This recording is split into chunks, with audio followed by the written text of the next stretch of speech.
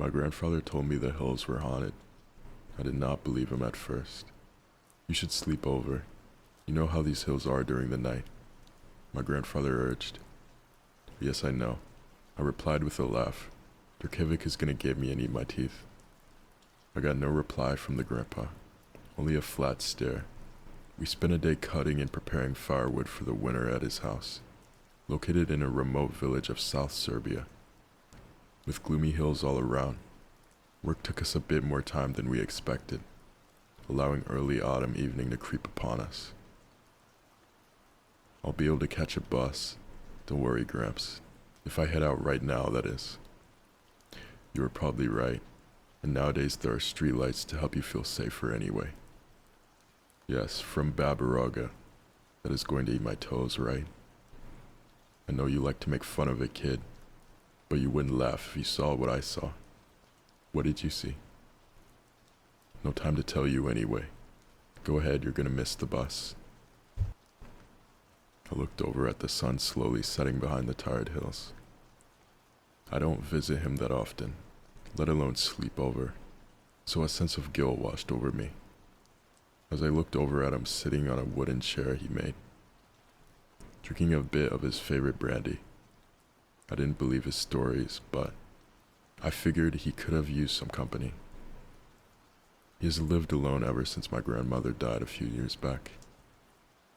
Maybe this was his way of getting me to stay, so I sighed and said, "If I stay over, will you tell me this story?" His lips curved into a smile, but his eyes remained dull, as if only a part of him wanted to tell me a story. Sure, let your father know while I pour you some brandy too. You're gonna need it.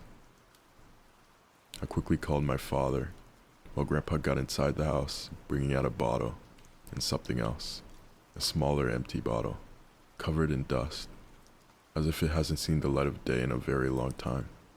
He poured me a glass too.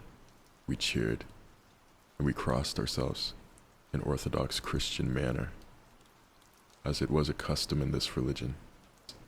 What's that about? I asked, nodding towards the dusty bottle. It's proof of my story. There's a reason I don't go out in these hills during the night. And that I don't want you to go out there either. Tell me, son, what do you know of the history of this place? Of the village? Not so much. Of this whole region, I mean. The hills and the mountains. I don't know. Well, under Ottoman rule, there were a lot of skirmishes here during the war. Our ancestors and the Ottomans fought often, stripping each other of corpses, of weapons, and anything of value of that matter. As resources were scarce, war was ongoing, so there was no time for funerals. Bodies were being left to rot in the middle of the woods, and it is believed that their restless spirits still haunt these woods. Chills ran down my spine. Even though I did not believe in unnatural things, I read about these events in history, and for the most part they were correct. Slavic forces and Ottomans often had several battles here several hundred years ago. When I was young, maybe a bit older than you, I was getting back from the town on foot. I went there to sell a bag of tobacco that I harvested on the market. Your generation is so lucky to not have to do that, he laughed. It is a long walk, and the night caught up to me.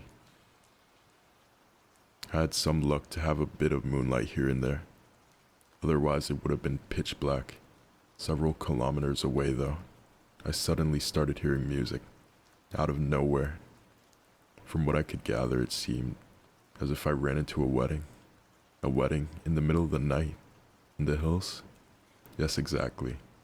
Just as a cloud gathered covering the moon. I cut the corner, and right there in the field there was 20 to 30 people from what I could gather. As I could only see their silhouettes, I found it weird too. People in the middle of the cold night, out in the nowhere, but for some reason at the moment it made sense to me.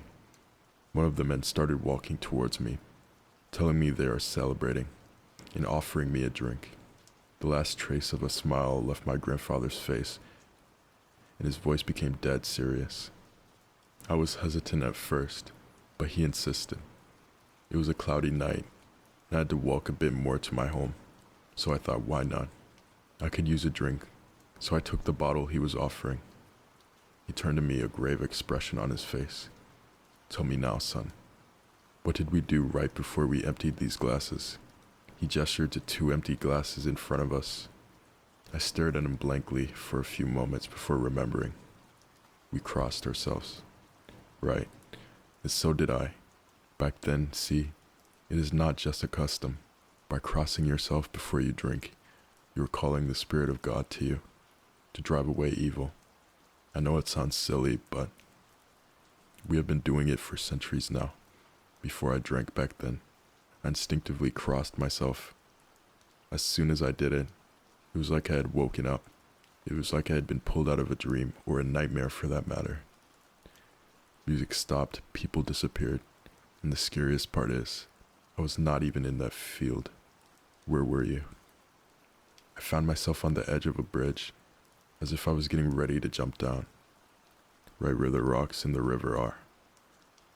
I'm sure this was the devil's or some restless spirit's way of tempting me into harming myself, and that crossing myself was a divine intervention. That is why I never walked over these hills during the night again. Do you know how I know I was not dreaming, and all of that was real? Ripoff finally asked. How? Everything else disappeared, but when I finally got back to myself on the bridge, this was still in my hand, he said, lifting a dusty old bottle.